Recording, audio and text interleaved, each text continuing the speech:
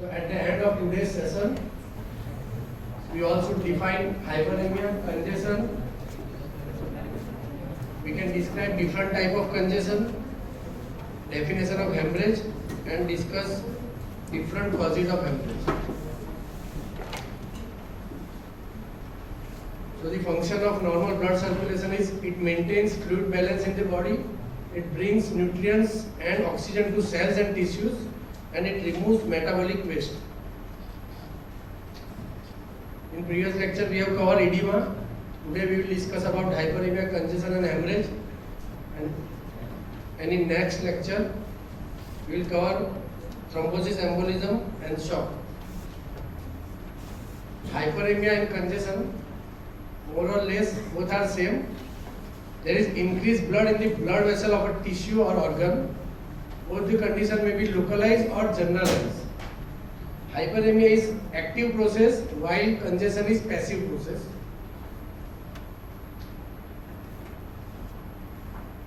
The diagram shows arterial end of the vasculature. Here we can see that if there is increased inflow or blood flow,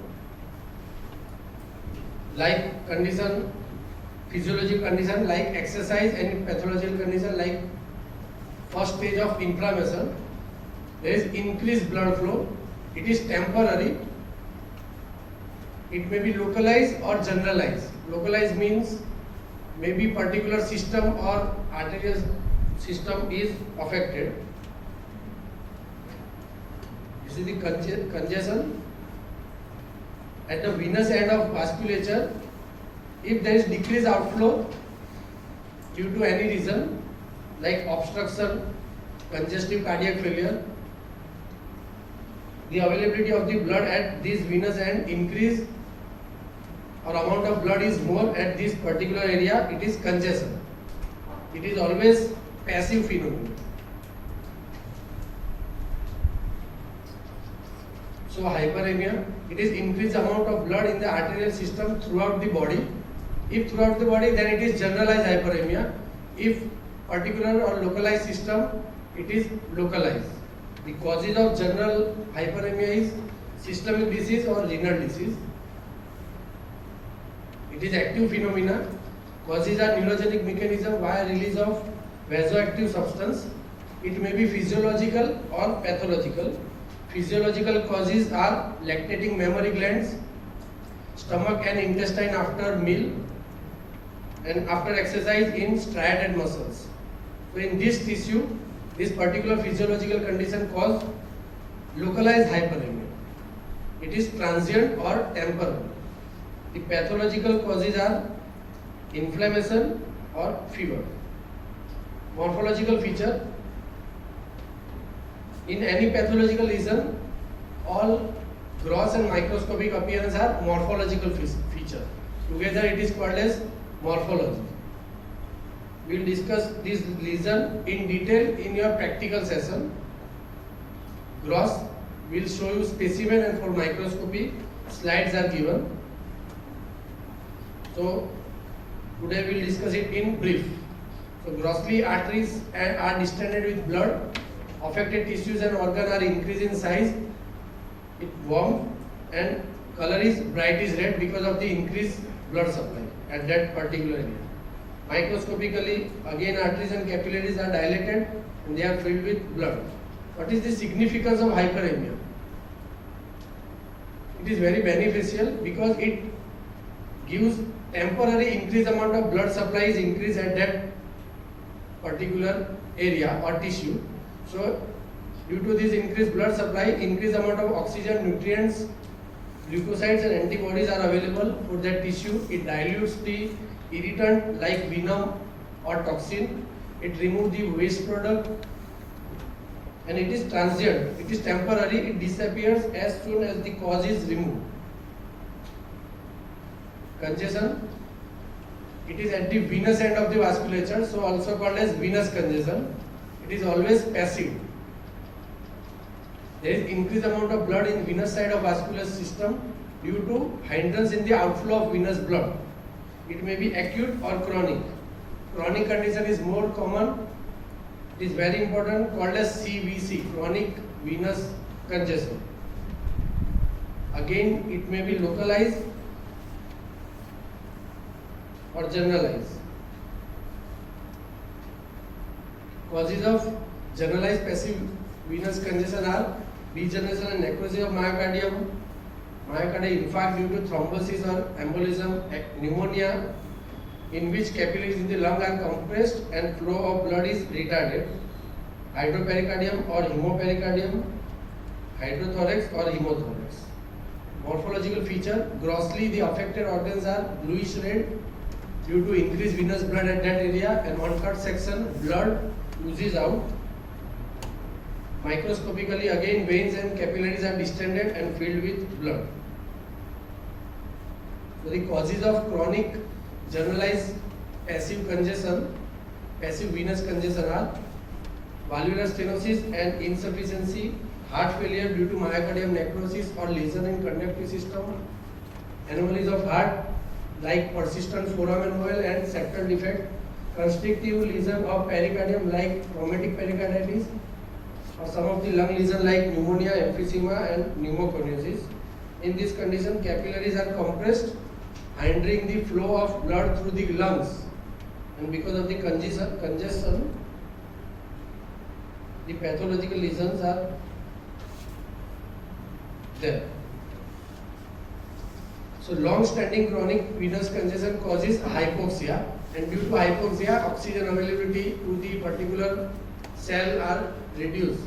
Like in endothelial cell, deprivation of oxygen and nutrient, so there is degenerative changes which lead to leakage of fluid and protein in interstitial space, that is edema.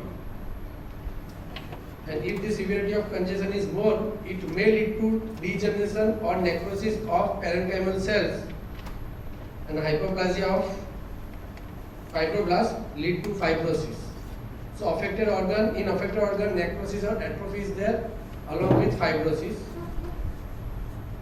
In chronic venous congestion, the pronounced lesion or significant lesion may be seen in liver, lung and spleen.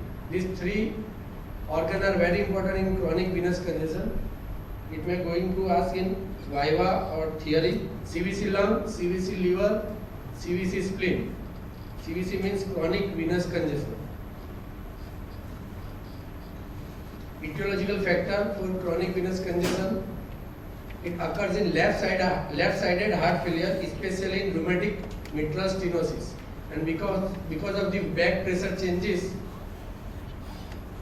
central vein of the lung is occluded. There is rise in the pulmonary venous pressure.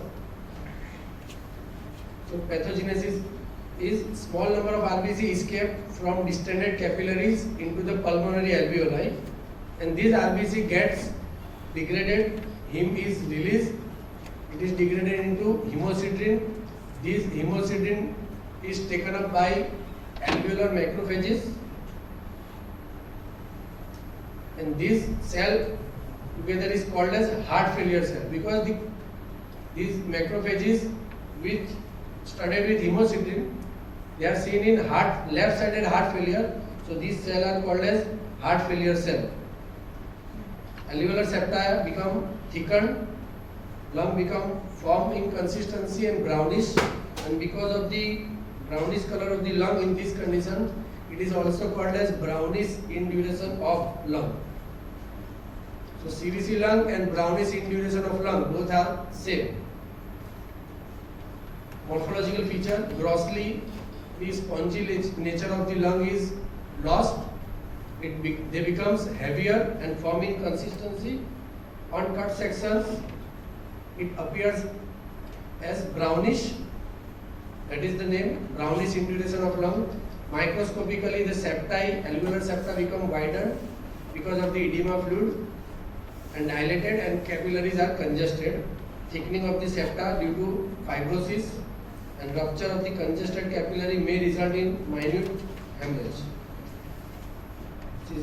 This is the slide of CVC lung. On the left side, you can see the alveolar septi are dilated, presence of heart failure cell. They are alveolar macrophages which phagocytose the hemosiderin. because of the long-standing hemorrhage, heme is converted into hemocytin, and these hemocytin are taken up by macrophages.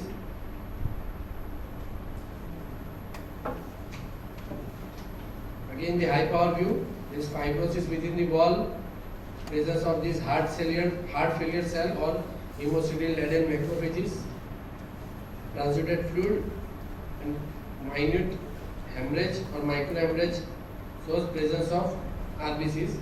Capillaries are dilated because it is studded with increased amount of blood. Again, the same. These are the heart failure cell. Next is CVC liver. These all three lesions, CVC lung, CVC liver and CVC spleen, we will discuss in detail all gross and microscopic feature in your practical session. We will demonstrate both gross and microscopic finding at that time. So the etiological factor for CVC liver is right-sided heart failure. In CVC lung, it is etiological factor is left-sided heart failure. In liver and spleen, it is right-sided heart failure. Due to lesion of tricuspid valve or lesion in the lung, sometimes due to occlusion of inferior vena cava or hepatic vein. Congested central areas are surrounded by pale hypoxic area resembling in nutmeg. So it is also called as nutmeg liver. So CVC liver, chronic venous congestion liver and nutmeg liver, all three are same.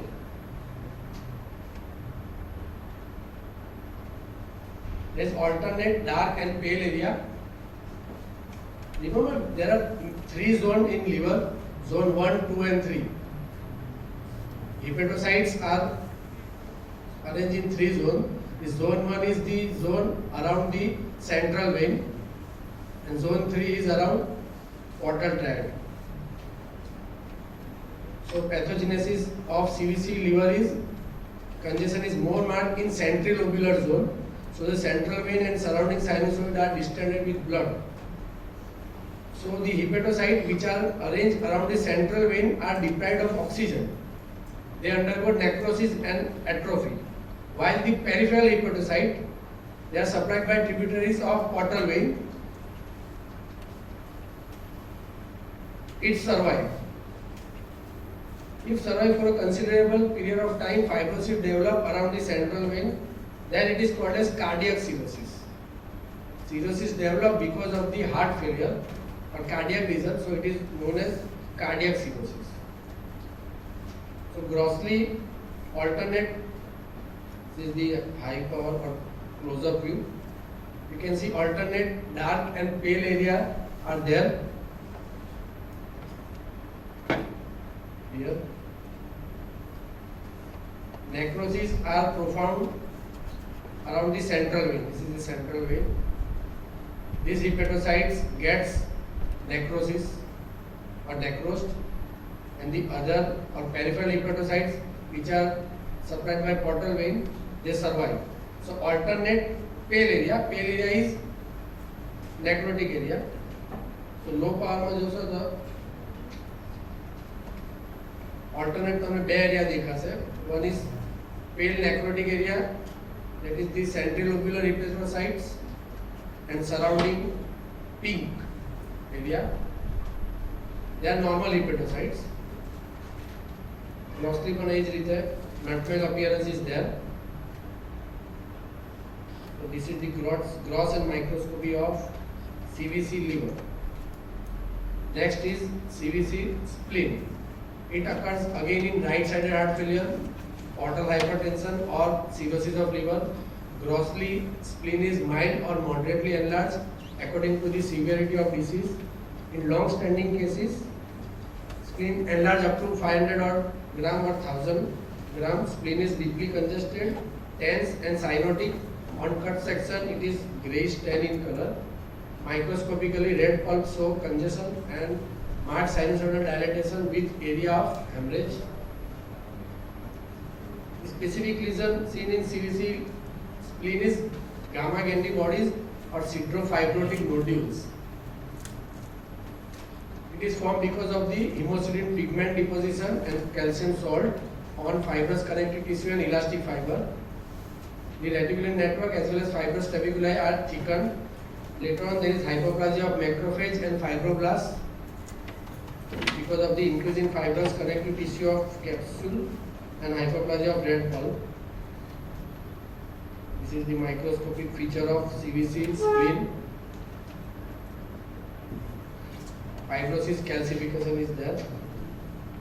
Next is hemorrhage. Definition of hemorrhage: it is just simple extravasation of blood outside the vessel. Blood જ્યાં સુધી vessel માં હોય ત્યાં સુધી એને hemorrhage નહીં કહેવાય. શું કહેવાય? If there is increased amount of blood, but it is congestion. When it is passive, then congestion; active, then hyperactive.